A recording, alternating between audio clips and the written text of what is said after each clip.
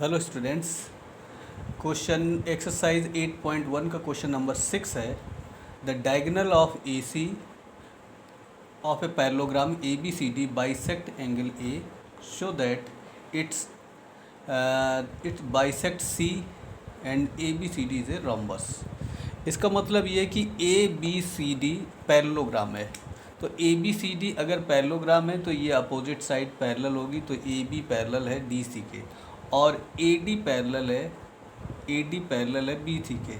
ए B C D parallelogram. तो हमें ये प्रूव करना है कि एंगल, अगर ये ए एंगल को बाइसेक्ट करे तो इसका मतलब इसमें ये दोनों अगर एंगल इक्वल हैं तो ये जो इसका डायगोनल है इस सी एंगल को भी बाइसेक्ट करेगा। इसका मतलब ये और ये एंगल भी आपस में इक्वल होंगे। इसको इस तरीके से कर सकते हैं कि इसको हमें ये शो करना है। दूसरा हमें ये प्रूफ करना है कि A B C D rhombus है। तो ए बी सी डी अगर इसके डायगोनल ये बाइसेक्ट कर रहे हैं और ये भी, तो ए बी सी डी ये रोम्बस है। तो रोम्बस है तो रोम्बस की 4 साइड इक्वल होती, तो इसमें ये भी शो करना कि ये इसकी साइड्स जो होंगी वो सभी इक्वल होंगी। फर्स्ट पार्ट को प्रूफ करने के लिए, फर्स्ट पार्ट को अगर प्रूफ करेंगे तो इसमें से पहले तो क्वेश्चन में लिख लेंगे गिवन क्या है। तो गिवन में लिखेंगे कि A B C D is a parallelogram. तो यहाँ लिखेंगे A B C D is a parallelogram. तो पैरेललोग्राम का साइन ये होता है, तो पैरेललोग्राम इस तरीके से भी लिख सकते हैं, A B C D is a parallelogram, और in which A C diagonal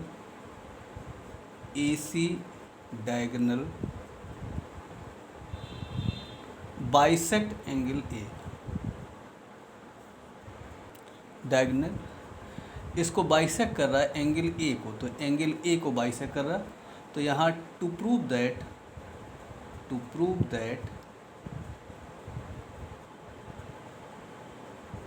first part में प्रूव करेंगे कि ए सी बाइसेक्ट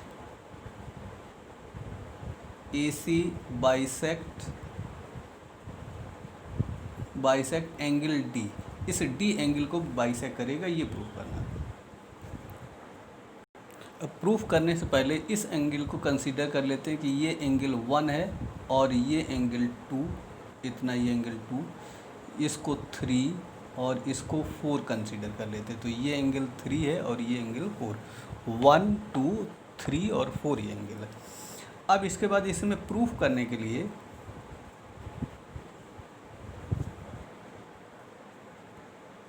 अब लिखें, since quadrilateral A B C D is a parallelogram, A B C D is a parallelogram. अब यहाँ पे देख रहे हैं कि ए बी साइड है वो डी सी के पैरेलल है। तो यहाँ लिखेंगे since A B parallel to D C and A C intersect, यहाँ पर हो जाएगा ए सी एंड ए सी इंटरसेक्ट कर रही है, इंटरसेक्ट देम, इसमें इसको इंटरसेक्ट कर रही। तो यहाँ देख रहे हैं कि इस एंगल की वैल्यू, एंगल 1 की वैल्यू एंगल 3 के इक्वल होगी। तो यहाँ से एंगल 1 की वैल्यू एंगल 3 के इक्वल होगी। 1 और 3 के इक्वल क्या होगी, क्योंकि ये दोनों अल्टरनेट एंगल है। तो ये पैरेलल लाइन हो गई और पैरेलल लाइन को ये ट्रांसवर्सल इंटरसेक्ट कर रही है। तो एंगल 1 और एंगल 3 अल्टरनेट एंगल होंगे, अल्टरनेट एंगल हैं, इसलिए ये इक्वल होंगे। इसी तरीके से इसमें A D parallel C B है, A D parallel C B and A C intersect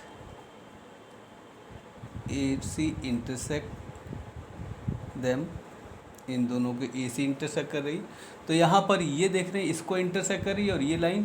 तो यहाँ पर एंगल 2 और एंगल 4, एंगल 2 की वैल्यू एंगल 4 के इक्वल होगी। ये दोनों लाइन एक दूसरे को इंटरसेक्ट करेगी, तो ये अल्टरनेट एंगल होंगे। तो एंगल 2 और एंगल 4 की वैल्यू इक्वल होगी, और ये दोनों अल्टरनेट एंगल हैं इसलिए ये इक्वल होंगे। तो अल्टरनेट एंगल 2 की वैल्यू एंगल 4 के इक्वल होगी। तो यहाँ से एंगल 2 की वैल्यू 4 के इक्वल होगी। इसको अगर इक्वेशन नंबर फर्स्ट ले लेते, ये पहला ही था 1 की वैल्यू और यहाँ पर 2 की वैल्यू इसके, तो इसे इक्वेशन नंबर 2। अब इसमें क्वेश्चन में गिवन था कि ये दोनों इसमें AC इसको बाइसेक्ट कर रही है, बट यहाँ पर क्वेश्चन में गिवन है बट AC इसको बाइसेक्ट कर रही है इस लाइन को। तो इस क्वेश्चन में गिवन है AC is the bisector, it is AC is the bisector of angle A की बाइसेक्टर, ये AC लाइन इस A की बाइसेक्टर है। तो एंगल 1 की वैल्यू और एंगल 2 की वैल्यू इक्वल होगी, 1 और 2, चूँकि ये इसको बाइसेक्ट कर रही। तो इसको इक्वेशन नंबर अगर 3 ले लेते हैं, तो from equation first, second and third, 1 और 2 आपस में इक्वल हैं, तो इसकी वैल्यू इसके इक्वल है और इस एंगल की वैल्यू इसके, और ये दोनों आपस में इक्वल, तो और ये दोनों एंगल भी आपस में इक्वल होंगे। इसका मतलब ये हुआ कि एंगल 3 और 4 इक्वल होंगे। तो angle 3 is equal to angle 4। यही हमें प्रूफ करना था कि अगर 3 और 4 को अगर ये एंगल इक्वल होंगे तो ये जो AC लाइन है इस C एंगल को भी बाइसेक्ट करेगी। यही हमें प्रूफ करना था। Therefore AC bisect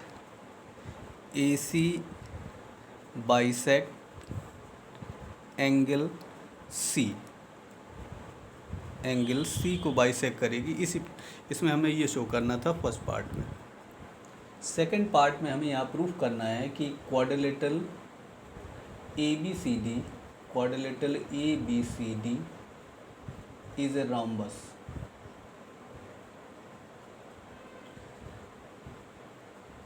quadrilateral ABCD अगर हमें रोम्बस प्रूफ करना है तो ये सेकंड पार्ट में ये प्रूफ करना है।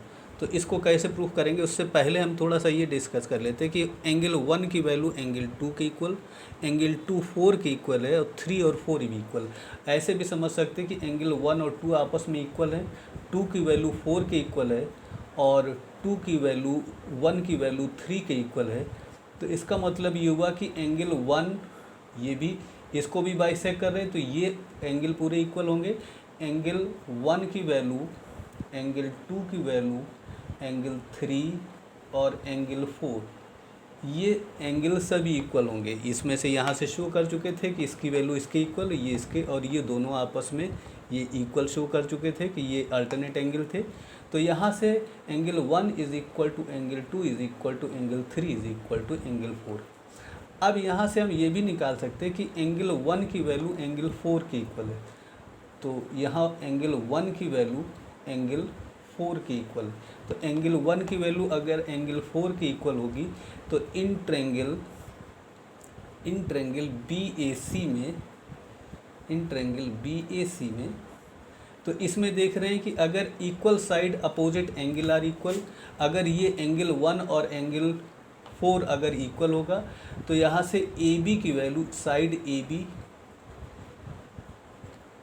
AB की जो वैल्यू होगी, साइड AB की वैल्यू BC के इक्वल होगी, क्योंकि इक्वल, अगर equal angle opposite side are equal in a triangle equal side, तो इसका मतलब अगर इक्वल साइड इक्वल है तो उसके अपोजिट एंगल इक्वल होंगे, और अगर अपोजिट एंगल इक्वल हैं तो यहाँ देख रहे हैं 1 और 4 आपस में इक्वल हैं, तो BC और AB साइड इक्वल होंगी। तो यहाँ से BC की वैल्यू AC के इक्वल, इसको इक्वेशन नंबर 4 कर देते हैं। अब इससे पहले कि ABCD एक पैरेललोग्राम है और पैरेललोग्राम की अपोजिट साइड इक्वल होती है, but quadrilateral ABCD is a parallelogram, और पैरेललोग्राम की अपोजिट साइड इक्वल होती, तो AB की जो वैल्यू है, AB की वैल्यू DC के इक्वल है, AB की वैल्यू DC के इक्वल। तो ये साइड इसके इक्वल है और ये साइड इसके इक्वल है, ये पहले से ही निकाल लिया था। ये इसको इक्वेशन नंबर 5, तो यहाँ लिख सकते हैं फ्रॉम इक्वेशन 4th और 5th से इसमें AB की जो वैल्यू होगी, A B is equal to B C is equal to C D is equal to D A. इसकी 4 साइड्स जो होगी वो इक्वल होंगी, और अगर 4 साइड इक्वल होंगी, देयरफॉर अगर 4 साइड इक्वल होती तो quadrilateral A B C D is a rhombus. यही यहाँ पे हमें प्रूव करना था कि ए बी सी डी यहाँ पर रॉम्बस है। ठीक, तो इस तरीके से इस क्वेश्चन को कंप्लीट कर सकते हैं। क्वेश्चन 8 में है कि A B C D is a rectangle in which diagonal A C bisects angle A as well as angle C, show that quadrilateral A B C D is a square and diagonal B D bisect angle B as well as angle D. इसका मतलब ये है कि A B C D ये quadrilateral क्या है, ये rectangle है, और इस रेक्टेंगल में ये एंगल ए और एंगल ए सी जो साइड है, ये ए सी डायगोनल है, इस ए सी ये डायगोनल इस एंगल ए और सी को बाइसेक्ट कर रहा है। तो यहाँ से अगर ये सी और ए को बाइसेक्ट कर रहा है, और तो ये इसमें ये भी क्वेश्चन में गिवन है कि सी को भी बाइसेक्ट करता है, ए के साथ साथ इस सी एंगल को भी बाइसेक्ट कर रहा है। अब हमें ये शो करना है कि A B C D square होगा। स्क्वायर प्रूफ करने के लिए हम इसकी सभी साइड 4 साइड इक्वल प्रूफ करेंगे। तो इस क्वेश्चन में गिवन है ए बी सी डी, इसको पहले सपोज कर सकते हैं कि ये एंगल 1 है और इसको 2, और ये एंगल 3 और ये एंगल 4 है। ये A B C D rectangle है, क्वेश्चन में गिवन है, तो यहाँ लिख लेंगे गिवन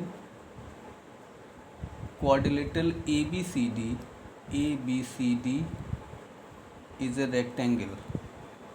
ये क्वेश्चन में गिवन है A B C D is a rectangle, और यहाँ पर A C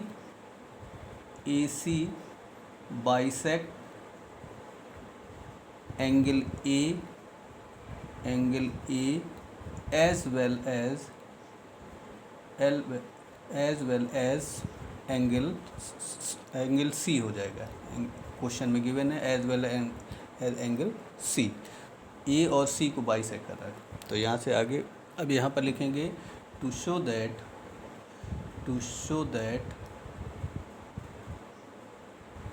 quadrilateral A B C D is a square. First part में हमें ये प्रूफ करना है कि quadrilateral A B C D is a square. ये स्क्वायर होगा ए बी सी डी, ये इसमें ए बी सी डी में हमें ये प्रूफ करना है। तो अगर स्क्वायर होगा तो यहाँ पर रेक्टेंगल था तो सभी एंगल 90 हैं। तो उससे पहले अब इसके लिए प्रूफ के लिए इसको कर लेते हैं, या इसके सलूशन के लिए कर लेते हैं। Since quadrilateral A B C D is a rectangle, A B C D is a rectangle. अगर रेक्टेंगल होगा तो ये एंगल ए पूरा 90 डिग्री, बी 90, सी 90, 4 एंगल सभी इसके 90 होते हैं, तो ए बी सी डी 90 होंगे। और इस क्वेश्चन में गिवन है कि एंगल 1 की वैल्यू एंगल 2 के इक्वल होगी। एंगल 1 की वैल्यू एंगल 2 के इक्वल इसलिए होगी कि ए सी, क्वेश्चन में गिवन है ए सी बाइसेक्ट एंगल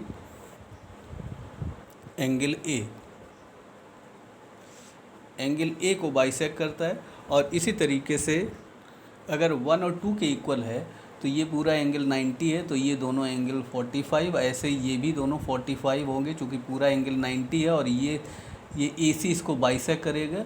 तो therefore angle 1 is equal to angle 2 is equal to angle 3 is equal to angle 4। और यहाँ लिख सकते हैं कि each angle is 92/2 is equal to 45 degree. तो सभी एंगल इसके 40, ये भी 1 भी 45, 3 और 4 भी 45, तो 1 2 3 4 सभी 45 होंगे। इस ट्रायंगल ए डी सी में, इन ट्रायंगल ए डी सी में एंगल 2 और 4 इक्वल हैं। एंगल 2 की वैल्यू एंगल 4 के इक्वल है, तो इक्वल एंगल है, इनकी अपोजिट साइड भी इक्वल हो जाएगी। अगर ये एंगल इक्वल होंगे तो यहाँ से ए डी जो साइड है, A D is equal to D C. तो यहाँ लिख सकते हैं कि angle equal angle to the opposite side are equal, side opposite to the equal side हो जाएंगे। यहाँ पर इक्वल एंगल यहाँ थे तो इसकी साइड भी इक्वल होगी। अब इसके बाद इसमें ए बी सी डी में ये रेक्टेंगल है और रेक्टेंगल में इसकी एडजेसेंट साइड अगर इक्वल है, ये साइड इसके इक्वल है और ये इसके इक्वल, इसका मतलब इसकी फोर साइड, इसकी अपोजिट साइड इक्वल है लेकिन ये एडजेसेंट साइड भी इक्वल है। तो इस तरीके से अगर ए डी की वैल्यू डी सी के इक्वल है, डी सी ए बी के इक्वल है और ये ए डी की वैल्यू बी सी के इक्वल है, इसका मतलब फोर साइड इसकी इक्वल होंगी। Therefore angle side A B is equal to B C is equal to C D is equal to D A. इसकी फोर साइड इक्वल होगी और फोर साइड्स इक्वल होगी और ये रेक्टेंगल है, सभी एंगल इसमें 90 डिग्री होंगे।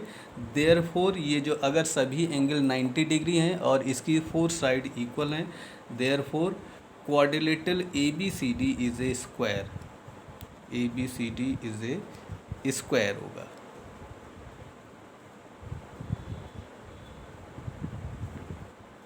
ए बी सी डी स्क्वायर होगा। सेकेंड पार्ट में हमें यहाँ प्रूफ करना था, बल्कि शो करना था कि diagonal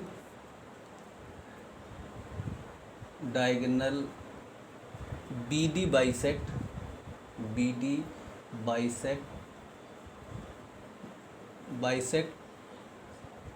angle B as well as angle D, इस बी और डी को बाइसेक्ट करता। अब यहाँ पे since quadrilateral A B C D is a square, A B C D is a square, square के जो डायगोनल है वो इसके एंगल को, अपोजिट एंगल को बाइसेक्ट करेंगे। तो since B D bisect angle B as well as angle D.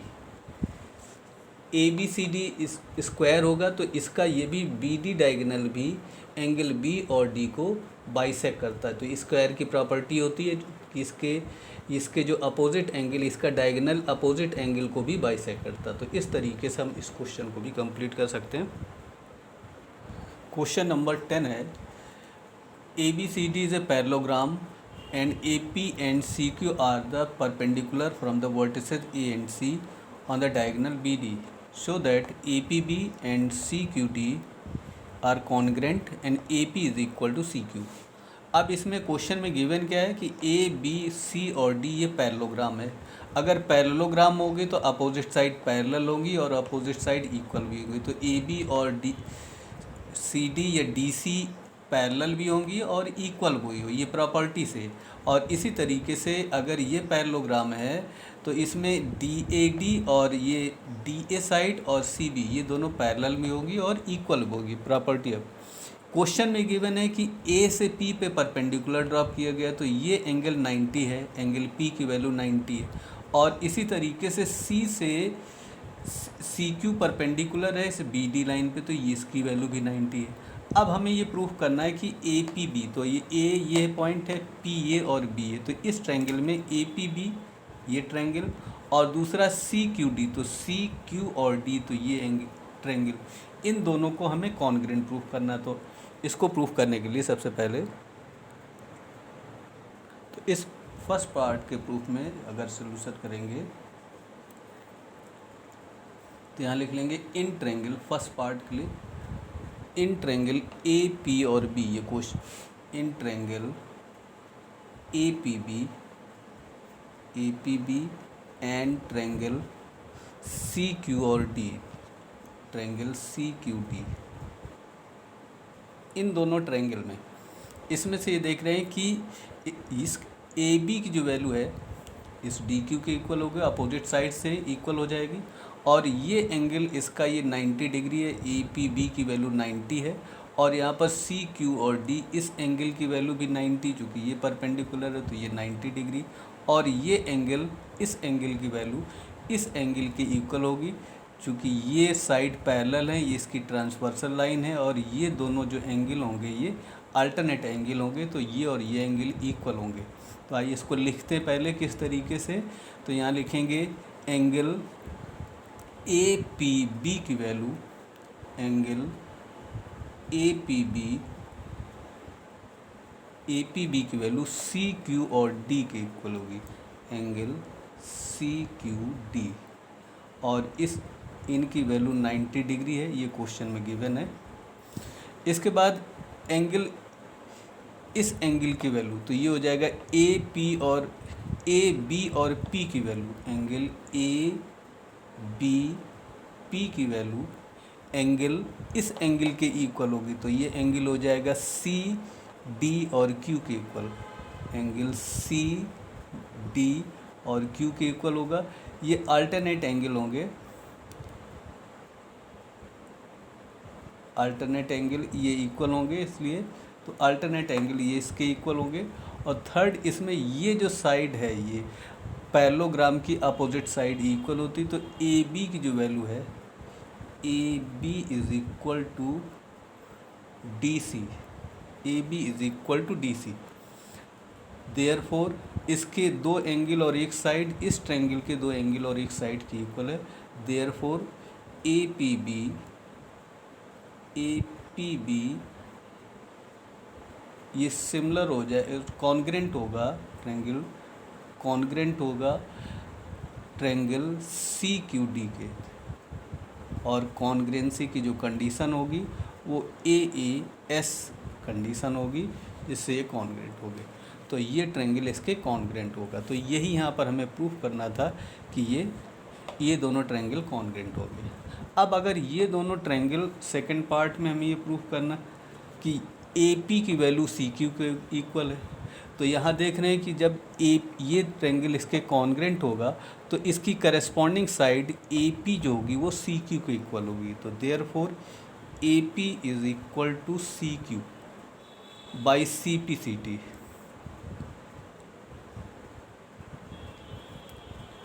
तो ए पी की वैल्यू सी क्यू के इक्वल होगी, तो ये ट्रायंगल इसके कॉन्ग्रेंट है, तो ए पी की वैल्यू भी इसके इक्वल। इसी सेकंड पार्ट को हमें यहाँ प्रूफ करना था, तो इस तरीके से इस क्वेश्चन को भी कंप्लीट कर सकते हैं।